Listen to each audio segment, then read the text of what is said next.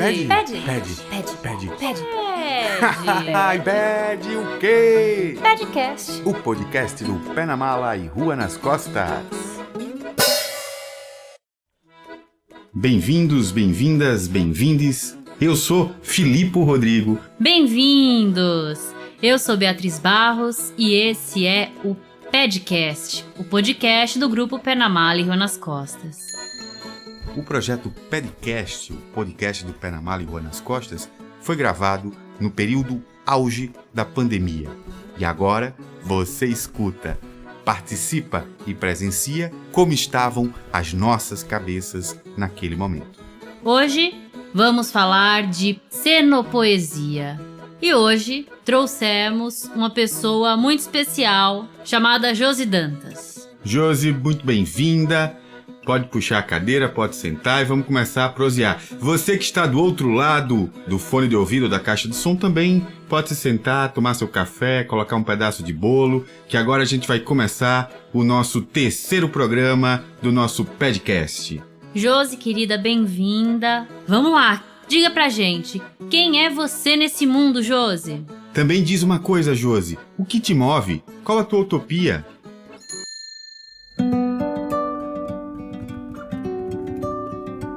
Olá, eu sou Josi Dantas. Eu sou uma cidadã brasileira, uma cidadã do mundo, nascida na caatinga do semiárido do Seridó Potiguar e carrego na mala e nas costas a ancestralidade dos que vieram antes de mim e que habitaram o sítio Xique-Xique e o sítio Pedra Branca, no município de Carnaúba dos Dantas. Foi daí de onde crescem e florescem os cactos que brotei, de onde carrego, encho e venho trazendo minha mala neste mundo. Me reconheço como sendo poeta, como escambista, como educadora, como mãe, como mulher e que no contexto atual tem muitas e muitas atribuições, desde a limpar a casa, a cuidar dos filhos, a pagar conta, a fazer pesquisa, a estudar, a criar, ao reinventar-se todos os dias. Creio que é assim que estamos nesse mundo.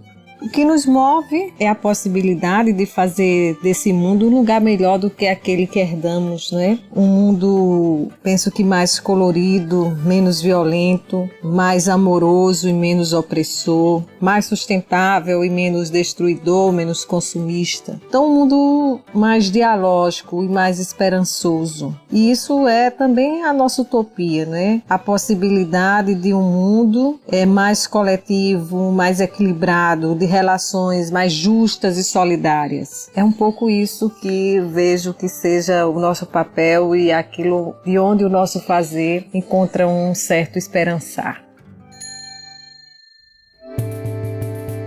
Obrigado, Josi, por se apresentar, mas dando sequência... como produção? Chegou agora uma pergunta diretamente para você, Josi, vindo de uma pessoa que está muito longe. Atenção, oi, alô, com quem eu falo? Sim, vai fazer a pergunta direto. Tá, ok. Pode fazer a pergunta. O que é poema cenopoesia? Cenopoesia? Essa é uma boa pergunta. É uma excelente pergunta, porque para ela nós não temos uma resposta exata. Não tem como, não existe um conceito, não é, acabado, definido sobre o que seja a cenopoesia. Mas o que podemos dizer sobre a cenopoesia é importante que a gente diz numa momentaneidade, né? Nós dizemos o que é a cenopoesia hoje de uma forma parcial e dizemos com base no que vivenciamos junto a essa manifestação nos últimos 30 anos, né? Então a nossa fala está localizada numa percepção da vivência nos mais diferentes espaços e na relação com diferentes cenopoetas.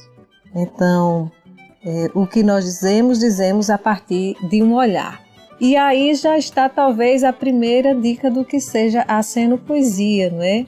Então a cenopoesia ela se mostra em aberto, né, em contínua descoberta.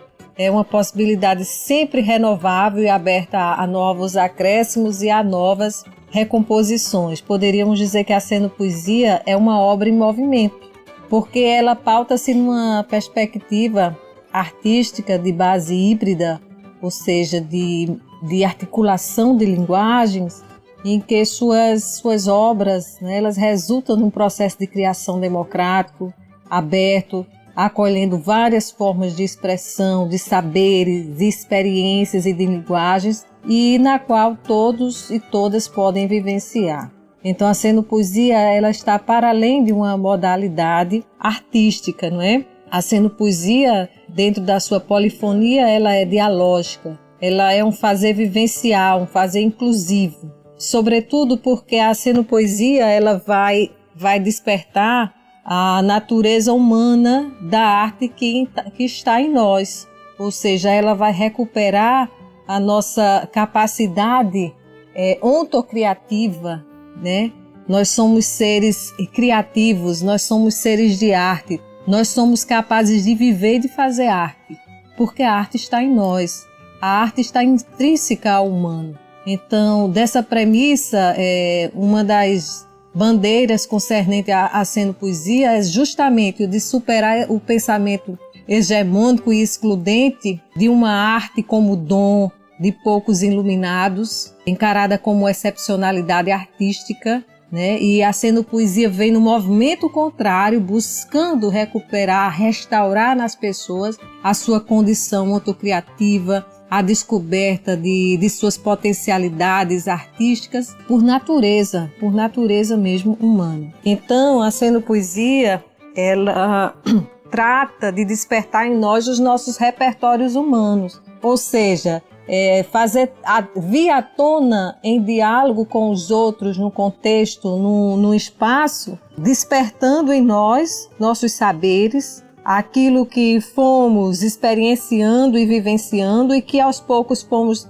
incorporando em nós ao longo das nossas trajetórias de vida. Então, a Cenopoesia é um pouco isso, um convite ao diálogo, à manifestação, à expressão das nossas capacidades, das nossas habilidades, das nossas sensibilidades e de saberes que estão em nós. Então, para além da música, da dança, do poema, a Cenopoesia ela pode ocorrer de outras formas. Ela pode acontecer num ato de cuidado, um abraço em cena dentro de uma circunstância, dentro de um contexto dialógico comunicativo. Ele pode ser sendo poético, né? Uma lágrima, um sentimento, um sorriso, um olhar, desde que isso faça parte de um certo, vamos dizer assim, movimento coletivo cênico e que, como eu disse, tenha, né, dialogue com um contexto, com um pretexto, ou seja, com uma finalidade de existir ali, e que, ao ativar os nossos repertórios, ela vai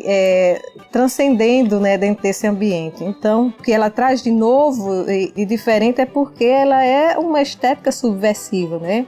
A postura criativa e inventiva que desperta em nós faz com que, né, a gente rompa com aquela introjeção que foi colocada em nós, né, da ideia de arte como dom, como talento, e a Cenopoesia vai justamente tratar do fim dessa excepcionalidade e dizer que a arte está em nós, a arte é de todos nós e dela podemos viver melhor, sentir o mundo de forma diferente, se conectar com o outro, com nós mesmos, com o sagrado, com o universo de uma forma mais ampla. Então, a Cenopoesia, para além de uma linguagem, é um modo de ser, de ver, de perceber a vida, é articulação de saberes, de experiências, de cuidado, uma maneira de sentir, de problematizar e de estar com o mundo e no mundo. Bom, Josi, mais uma vez seja bem-vinda, mas temos mais uma pessoa. Rai, bem-vindo. Rai já esteve com a gente num outro programa, falando de arte, saúde e pandemia, por sinal, nosso primeiro programa. Mais uma vez, seja bem-vindo, é um prazer tê-lo com a gente novamente. E o Rai é considerado por muita gente como um dos criadores, um dos fundadores desse movimento chamado Cenopoesia, que hoje é o nosso tema, é o nosso assunto. Rai, conta pra gente, fala um pouco sobre Cenopoesia.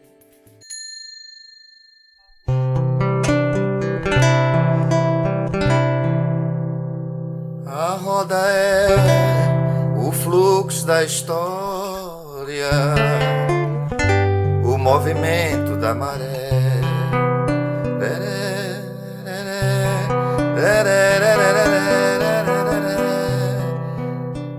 na cenopoesia, tudo é discurso que vai se arranjando, né, nesse grande discurso de longa duração, que é o próprio encontro. Então, imaginamos que saía uma galáxia com um bocado de planetas, né, de universos, de pequenos universos que se encontram e formam essa galáxia de experiências humanas, né, artísticas, científicas. E o exercício da cenopoesia também é uma maneira da gente se desvencilhar dos vícios, né, de reprodução do que está dado, do que está pronto, do que está instituído.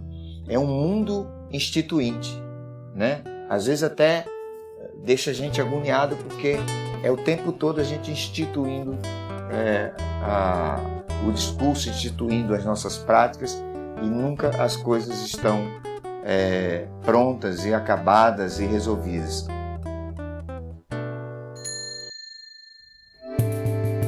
É isso aí. Bom, nós estamos vivendo num momento onde tá tudo muito caótico, a gente tem muita desinformação, a gente tá muito perdido, né? A gente, por um lado, é bombardeado de informações e de um fluxo de coisas, e nem sempre a gente consegue assimilar tudo isso. Mas, como nós sabemos, a cultura ela é transformadora.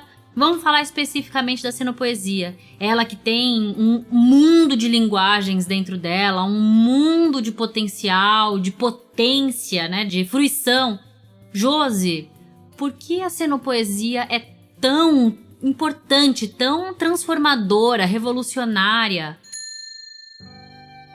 Então a cenopoesia, ela surge preocupada com o rompimento de uma estrutura social opressora, né, e se ergue compromissada com a classe popular, de modo que ela está alicerçada na busca de condições de vida digna, na afirmação da identidade da classe trabalhadora e popular, e vai aos poucos sendo tecida no chão da vivência, do experimento cotidiano e na luta, né, diante da realidade social. Então, se olharmos para a trajetória da cenopoesia, desde o seu nascedouro, desde o seu surgimento, na década de 80, no Rio de Janeiro, a partir do movimento do grupo Poça d'Água e também pelo movimento do Passa na Praça que a Poesia Te Abraça, e aqui a presença muito forte, né, dos seus precursores, como Ray Lima e o próprio Zé Cordeiro, né, que cria o espetáculo Cenopoesia, né, e depois o Linhas Cruzadas, que vai se firmar com essa identidade da cenopoesia. Então você vai ter ali toda uma luta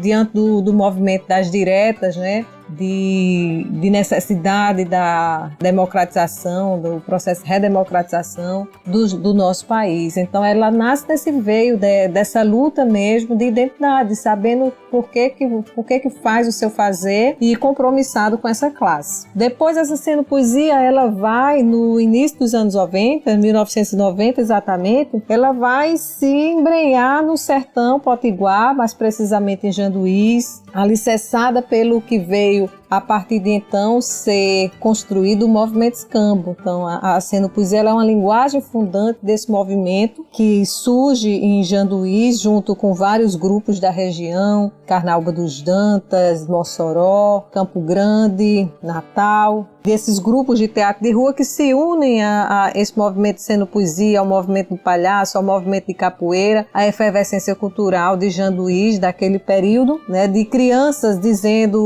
fazendo cenopoesia nas pedras diante da seca, da fome e não diria da peste, mas da peste que era a própria violência rural que estava implantada naquela região, né, diante de conservadores, diante da pistolagem que assolavam a região naquele momento. Então você tinha uma população infantil, juvenil, né, de busca de mudança, e a chegada do Ray em Janduís, do Júnior, da Vera e da criação e surgimento do movimento escambo, ela vai trazer um outro formato para a cenopoesia. Então a cenopoesia no movimento escambo, ela passa a ser aprofundada por vários grupos, né, e se organiza como uma identidade de arte pública, não é? Ou seja, não se deixa encaixar na visão burguesa de de arte como mercadoria, de uma arte mercantilista. Não, os grupos estavam ali para transformar os seus fazeres, as suas comunidades, as suas vidas. Depois eu penso que no terceiro momento, na ampliação, agora já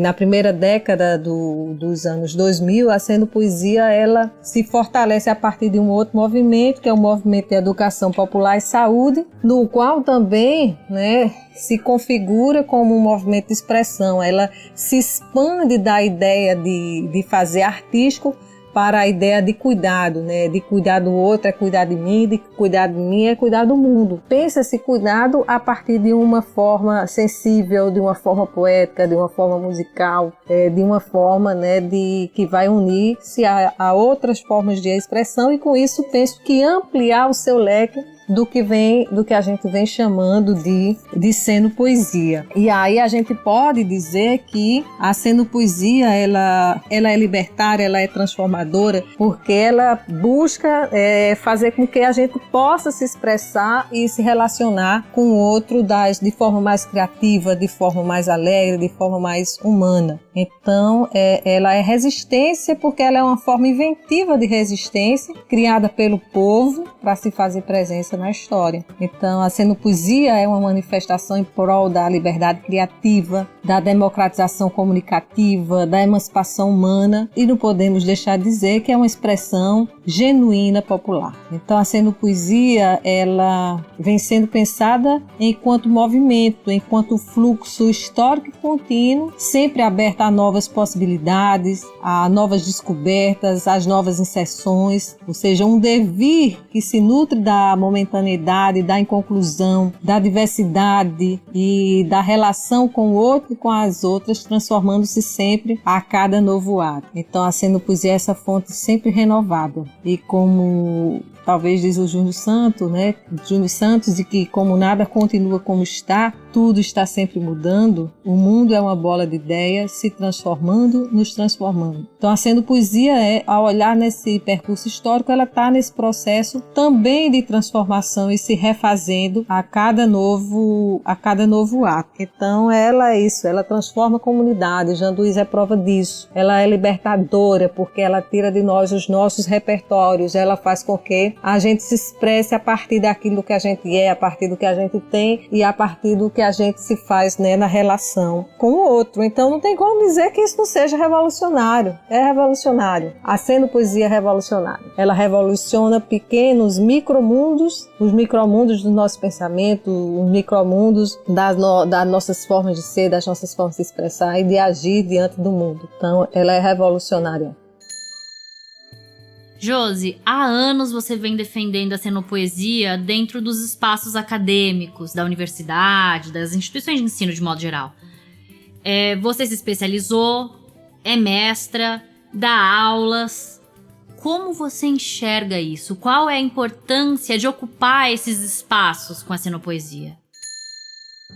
Como educadora, eu trago comigo um compromisso social, que o meu campo de pesquisa é um campo de pesquisa que não tenha tanta visibilidade no cenário acadêmico. Então, o meu compromisso social é com o escambo, é com a senopoesia, é com o movimento popular. Então, a luta é que a academia ela se abra para a perspectiva da classe popular, não como alguém que vai junto à classe popular buscar colher informação e dali fazer daquilo um saber que nunca mais chega para aquele povo, para aquela população pesquisada. Então, o nosso entender é da necessidade de propor de que a academia ela abrace esses outros espaços de forma respeitosa, respeitando esses saberes de conhecimento, esses saberes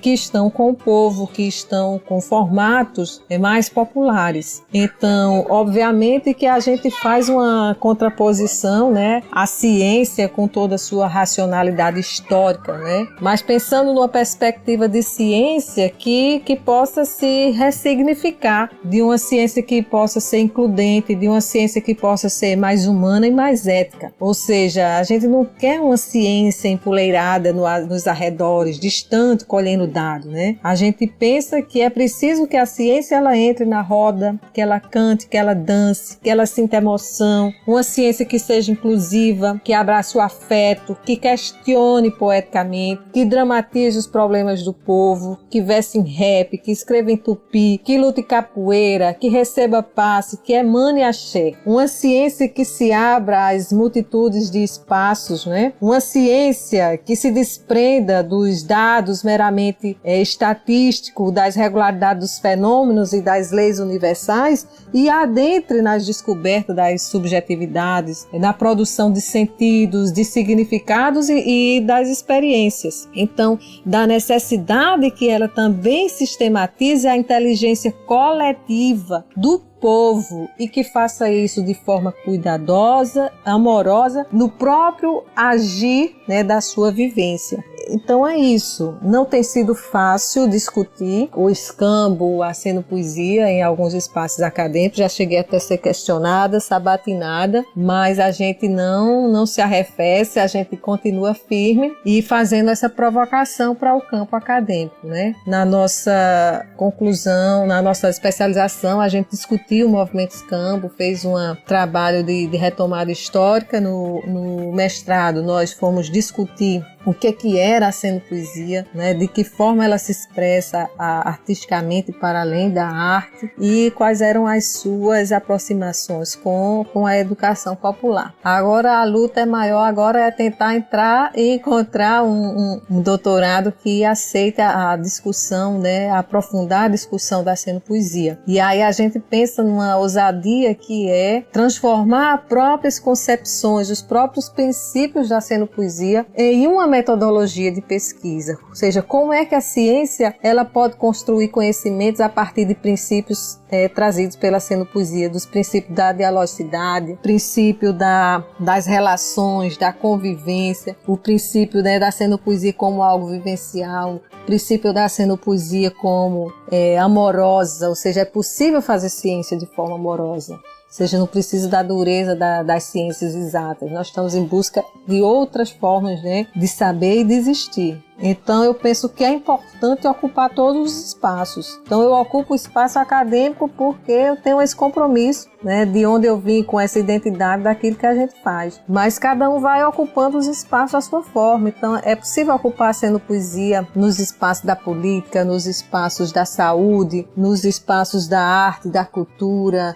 nos espaços mais holísticos possíveis que a gente possa imaginar. É preciso ocupar a senopoesia no espaço comunitário, na escola, nas ruas, nas feiras, enfim, onde houver possibilidade de ativação dos repertórios humanos das pessoas de forma criativa e inventiva, a senopoesia vai estar lá. Então, nesse diálogo hoje nosso sobre a senopoesia, é esse chamamento para deixar que os nossos repertórios possam se abrir, né, diante do mundo, se abrir na relação com o outro. E dizer que nós somos todos capazes de viver, de vivenciar e de experienciar a arte em todos os seus sentidos e em todos os espaços e lugares.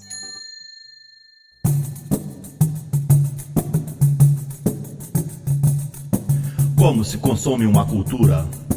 Como se consome uma cultura? Como se consome uma cultura? Grito de 1000 almas desalmadas, em desovas de monturos matagais, ação selvagem do canil ao capital, humana flor desmiolada no rosal. Como constrói, como se destrói, como se consome uma cultura.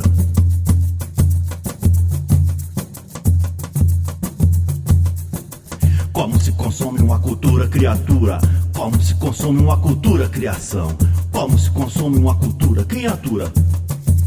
Pula flex da indústria cultural, carne in natura ensanguentada, devorando estruturas saturadas, velhos tapurus nas sepulturas. Como constrói, como se destrói, como se consome uma cultura.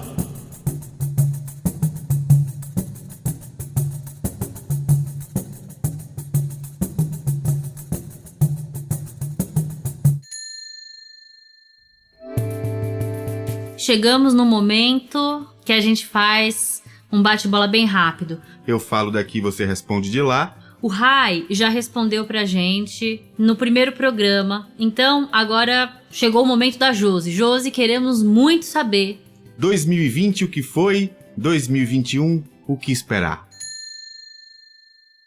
2020 o que foi? Penso que 2020 foi um freio no avião em pleno pouso. Uma pausa, né? Um momento de reclusão, de imersão, um recorte no tempo para podermos rever o que somos, o que temos feito no mundo, pelo mundo e com o mundo. Um alerta talvez para nos desprendermos dos nossos umbigos, dos nossos individualismos, dos nossos egocentrismos e entendermos que a saída desse caos está na coletividade, está na troca, está no escambo. Então foi preciso que ficássemos reduzidos a nós mesmos, às nossas famílias, às nossas casas, né, a um ambiente mais minimizado para valorizarmos mais as relações com o outro, com a outra, a vida em coletividade, né? E diante do desespero, sentimos a necessidade de